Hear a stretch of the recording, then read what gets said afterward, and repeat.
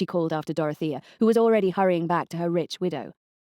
On the telephone to Dr. Barnes's secretary, Cecily omitted to mention it was a black maid she was calling him over to see. When she opened the door to him an hour later, she was relieved to see that he was a younger version of Dr. Barnes, probably his son, and had a far kinder face. "Thank you so much for coming, Doctor. I'll take you up to see the patient."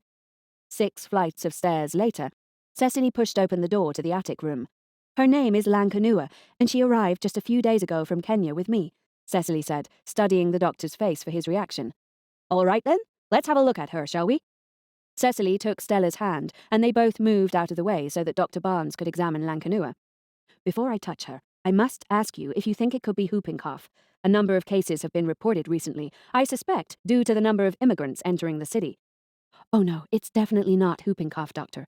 It's a very bad chest cold that I'm concerned may have turned to pneumonia." "You sure sound as though you know what you're talking about when it comes to sickness, Miss Huntley Morgan." He smiled. "It's Mrs. Forsyth, actually. Well, one has to when one lives miles from the only doctor who serves an area the size of Manhattan," she said. "Lankanua also taught me about the plants her people use for sickness.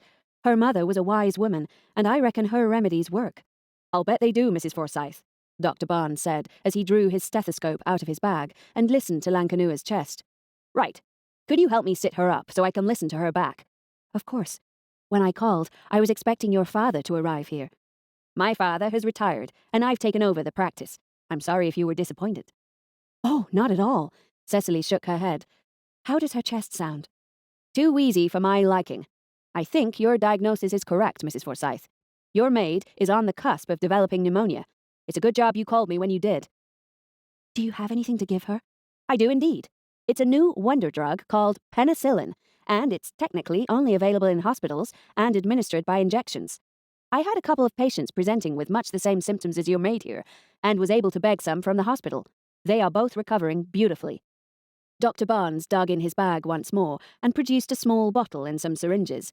"It has to be administered 4 times daily over 5 days. Have you ever given an injection, Mrs. Forsyth?" "As a matter of fact, I have, yes. My husband Bill was deeply clawed by a dying cheater some years ago, and our doctor prescribed morphia for it. He taught me how to inject it to ease the pain while he recovered." "You were allowed to administer morphia yourself?" Dr. Barnes looked shocked. "As I said, when one lives miles from anywhere, one becomes quite self-sufficient," Cecily said. "I'm quite capable of giving an injection." "That's very helpful," Dr. Barnes said. "The posterior is the best place of entry for such drugs. I'll supervise your administration of the first one, and then it's the same dose 4 times daily. You should see a change within 48 hours. Also, bring up some steaming bowls of water to help with her breathing." Dr. Barnes helped her measure out the correct dosage, then watched as she gave Lankanua the injection. He nodded in approval. "Well done, Mrs. Forsyth. You're quite the nurse. Now, I'll be back to check on her tomorrow."